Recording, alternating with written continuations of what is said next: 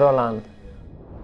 Oh là là, oh, c'est énorme. Salut à toutes et à tous, bienvenue dans l'instant Roland. J'espère que vous allez bien, que vous êtes en pleine forme. Aujourd'hui, on a sorti les grands moyens. Oh bah Émilie, t'es en pleine forme, il va y avoir des grands coups de frein à main dans les virages et tout, ça va être énorme. Ça va être énorme. Écoute, Laurent, on va revenir sur la défaite malheureusement de Loïs Boisson. L'aventure s'arrête, mais quelle aventure. Hier, un chouille voilà, triste. Un petit peu triste, ouais, surtout je pensais avant le match qu'il y avait vraiment la place de faire quelque chose. C'était sans compter Coco Gauff qui a décidé de surélever son niveau de jeu par rapport au tour précédent. On a eu un niveau de jeu de Coco Gauff qui n'avait absolument rien à voir avec ce qu'on a vu sur les tours précédents. On a eu une Gauff qui faisait vraiment preuve d'énormément de solidité en coup droit, elle distribuait extrêmement bien. Il y avait très peu d'erreurs, franchement elle a fait un match énorme, même au service. Elle avait fait un match assez moyen au service en quart de finale. Là, c'était rien à voir, pas du tout la même chose. Et je te propose de l'écouter en conférence de presse, Loïs Boisson. Forcément, la semaine, elle a été très positive pour moi. Je vais pas dire le contraire.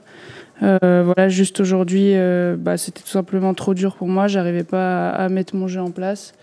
Mais voilà, si on enlève, et même on va pas l'enlever, mais à part le match d'aujourd'hui, il y a que du positif. Et même aujourd'hui, il y en a un petit peu, même s'il y en a pas beaucoup, mais elle était juste trop forte. Là, effectivement, il y a de la déception, mais globalement, sur l'aventure, la demi-finale, c'était juste, je veux dire, en début de tournoi, on aurait signé. C'est juste incroyable. Elle va monter 65e mondiale lundi, Loïs Boisson. Elle a fait une demande de wildcard d'ailleurs à Wimbledon. Quand je dis wildcard, c'est invitation dans le tableau final. J'espère qu'elle l'aura, mais sinon, de toute façon, voilà, elle a le niveau de jeu pour performer. Et j'espère qu'on la reverra tout en haut de l'affiche régulièrement. Je pense qu'on la reverra, mais c'est vrai que c'est une semaine, une quinzaine exceptionnelle. Tu passes de 360e à 65e mondial. Tu te retrouves à faire ta première demi-finale de Grand Chelem. C'est complètement lunaire en fait. L'histoire qui s'est passée pour Loïs est monstrueuse. Déjà, avoir remporté son premier tour contre une joueuse qui était 24e mondiale, c'est sa première victoire contre le top 30. C'était juste énorme. Donc après tout le parcours phénoménal qu'il y a eu jusqu'en demi-finale, c'était dans ses rêves, jamais elle n'y a pensé que ça pouvait arriver dès cette année. Je voudrais avoir un mot pour Coco Gauff. Alors Coco Gauff, c'est quand même la force des championnes. Elle arrive en demi-finale à Roland-Garros sans avoir joué son meilleur tennis. Et hier, elle sort le match. Mais alors parfait, pour moi c'est la force des grands. Elle a été impeccable dans tous les secteurs de jeu. Ouais, elle a été phénoménale, honnêtement. Elle a montré et fait preuve de beaucoup de caractère. Elles ont qu'un an d'écart, mais on a senti la différence d'expérience et de maîtrise. Moi, comme je t'ai dit, ce qui m'a fait halluciner, c'est la qualité en coup droit et au service qui était mais tellement meilleure par rapport au tour précédent. Je me souviens d'un deuxième tour, je crois qu'elle jouait Alexandrova, c'est ça? Où j'avais vu des morceaux de ce match. Elle avait fait 6-2, 6-4, mais le niveau était vraiment extrêmement moyen. Là, on est sur un niveau de jeu qui n'a rien à voir. Elle a monté le niveau. Et j'avoue être le premier, je ne pensais pas qu'elle allait monter autant le niveau. Alors après, je pense que Loïs aussi l'a un peu fait briller en jouant parfois un peu tendu, ça manquait un peu de trajectoire. Et elle l'a joué à mon goût, un poil trop côté revers. Mais en dehors de ça, Coco a été phénoménale en défense. Même quand Loïs a envoyé des coups droits croisés avec de l'effet, de la trajectoire, aux 18 mètres, la balle était sortante. Coco arrivait, faisait glissade, elle remettait de la hauteur. Non, franchement, impressionnant. Well, it's always the plan to try to start strong, but I knew it was important today.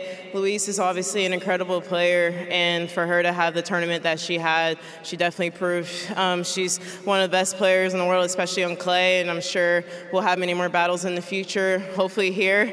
And yeah, so I know you guys wanted her to win. But I wanted to win as well. But yeah, congratulations to her for incredible tournament. And yeah, today was just happened to be my day. Coco Gauff va affronter Aryna Sabalenka en finale. J'ai trouvé une Sabalenka impériale. Moi, elle m'a impressionné hier 6-0 troisième face à Swiatek. Avant d'en parler, Laurent, je te propose de l'écouter en conférence de presse. Well, it's gonna mean everything to me and my team because I have to say that almost like the whole life I've been told that clay court is not my thing, and I didn't have any confidence. And in the past, I don't know how many years, we've been able to develop my game so much. So I feel really comfortable on this surface, and I actually enjoy playing on clay. And if I'll be able to get this trophy, it's just gonna mean the world for us. And yeah, I'm ready to go in that final and to fight. Laurent, on sent une Sabalenka détendue, relâchée. Je la trouve extrêmement souriante, hyper agréable à regarder jouer. 6-0 au 3e hier face à Swiatek. Elle a sorti son meilleur tennis au 3e. Ouais, le début de match et la fin de match sont assez impressionnants. Une agressivité, mais et peu d'erreurs. Peu d'erreurs, ouais. C'est ça en fait qui est rare. Quand on déploie un tennis aussi agressif, faire aussi peu d'erreurs, c'est quand même quelque chose de pas commun. Et elle a été vraiment au niveau. Après, je trouve que Giantec a monté le niveau au cours du premier. Elle a réussi à recoller. Bon, Iga Giantec passe complètement à côté de son tie-break. Au second set, j'ai trouvé que Giantec a fait quelques ajustements, enfin qu'elle avait déjà commencé à faire au milieu du premier set. Elle était un tout petit peu plus loin, ça lui donnait un peu plus de temps pour pouvoir justement armer ses frappes et poser le jeu. Et je l'ai trouvé meilleure. Mais c'est vrai que je n'ai pas compris ce qui se passe dans la tête de Iga Giantec au 3e set. Il n'y a plus de combat en fait. D'un coup, elle ne met plus une balle. Et c'est extrêmement bizarre et étonnant ce qu'il s'est passé. Effectivement, il n'y a plus de combat au 3e. Irina Sabalenka qui va disputer sa 3e finale en Grand Chelem de suite. C'est pour montrer voilà, les résultats et le très très haut niveau de la Biélorusse. Allez, d'ailleurs, je vous propose de regarder, parce qu'on parle de l'attitude et des sourires de Sabalenka. Elle s'améliore aussi dans sa danse quand elle finit son match, qu'elle descend les escaliers. Et dans un duel aussi avec Novak Djokovic, c'est à celui qui bougera le mieux. On la regarde.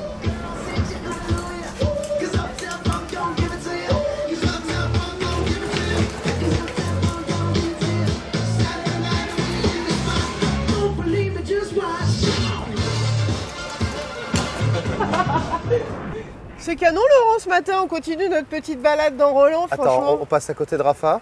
On passe à côté de Rafa. C'est important, minute de silence. Pourquoi Rafa, merci. Merci pour les 14 roustes dans ta carrière. C'est clair. Non, franchement c'est canon, en plus il y a le soleil qui se lève. Allez, on vient de parler du tableau féminin. Je vous propose de continuer avec les femmes, mais cette fois dans les coulisses du tournoi avec Aénor.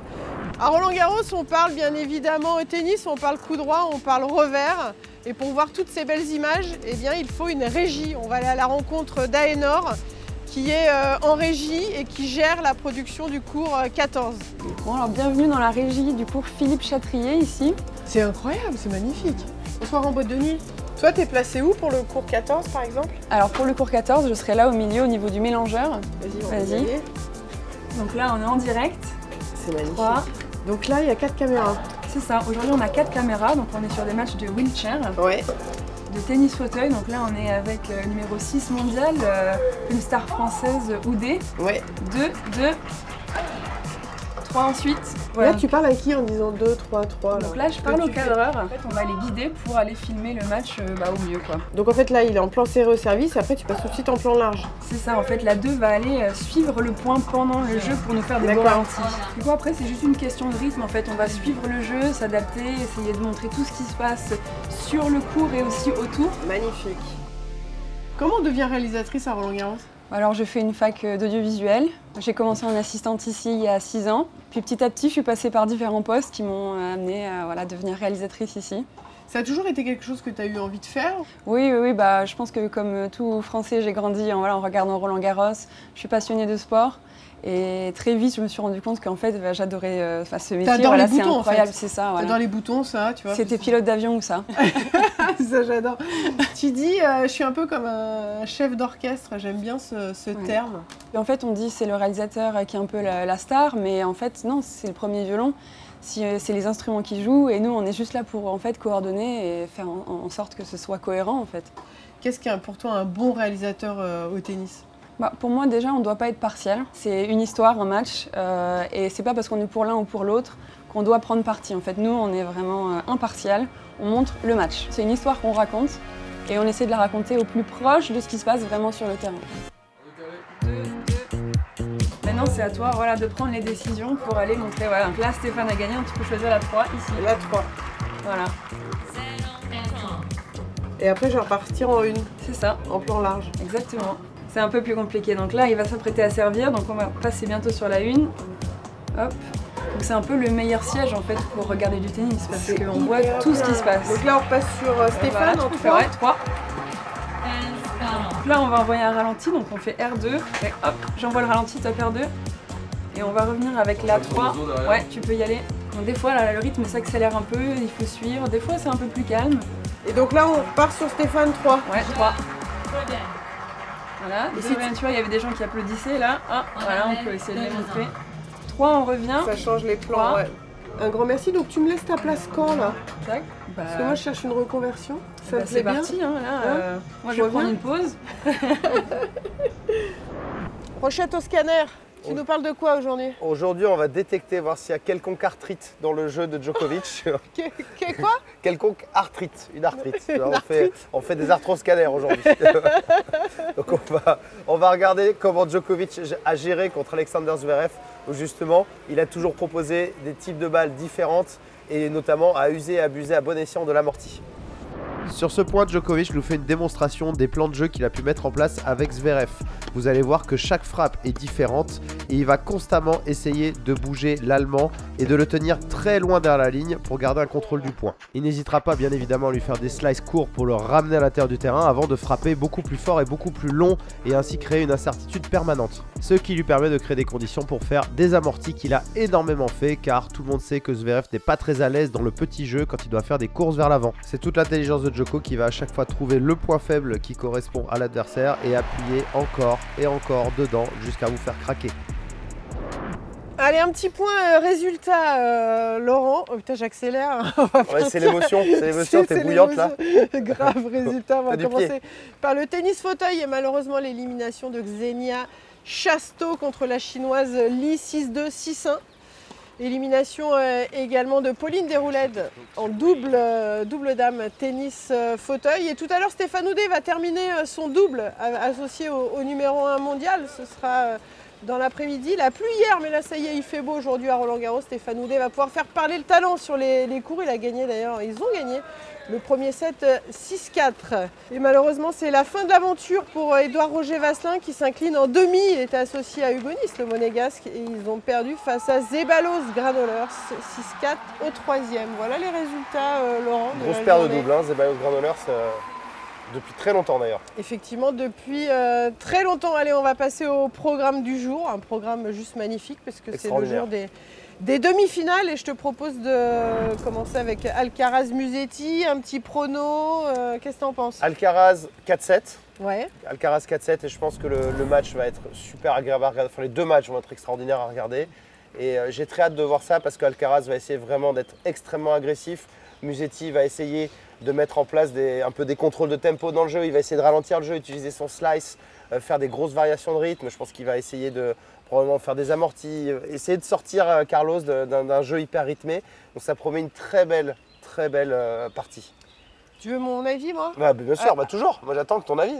Alcaraz 3-7. Ah ouais. En fait, je suis plus ambitieux que toi, quoi, à dire que Musetti en prend. Sinner, Djokovic, ta surprise, Novak Djokovic. La surprise, Djoko. Ouais. Est-ce qu'il va surprendre jusqu'au bout? Est-ce qu'il va surprendre Sinner? Celui-là, il est facile à surprendre. Match très excitant et en plus c'est super cool, je trouve, sur la programmation qu'il y a un match à 14h, un match à 19h. Ouais. Je ne savais pas qu'on faisait ça cette année à Roland-Garros, je trouve que c'est une très bonne idée. Et ce match Sinner-Djokovic va être extraordinaire. J'ai hâte de voir les réponses que peut proposer Djokovic face à un Sinner ultra puissant, ultra agressif. On a l'impression que Sinner ne sait pas faire une faute directe en ce moment. Non. Donc ça va être vraiment un match incroyable à regarder. C'est que Sinner ne s'est pas fait breaker depuis son tour face à Arthur Hinderknecht. Ouais, donc 0 break. Donc en termes de qualité de service, on est pas mal. Donc tu dis Sinner combien de 7? Je pense Sinner 4-7 aussi. Allez, Sinner 3-7 pour moi. Oh là là. Je m'enflamme. Oh oui. Je m'enflamme total. Un grand merci à toutes et à tous de nous avoir suivis. On se retrouve pareil tous les jours à midi sur la chaîne YouTube de la FFT. Merci Laurent. Merci à toi, grande conductrice d'auto-tamponneuse, on sent l'expérience. C'était trop bien. Ah, c'était hyper cool. On va faire ça tous les jours. Ouais, clairement. J'ai envie d'habiter moi sur une voiture comme ça. Grosse prod. Ciao, ciao. Ciao. Vas-y, accélère, on voit la sauce. Vas-y. Ouais.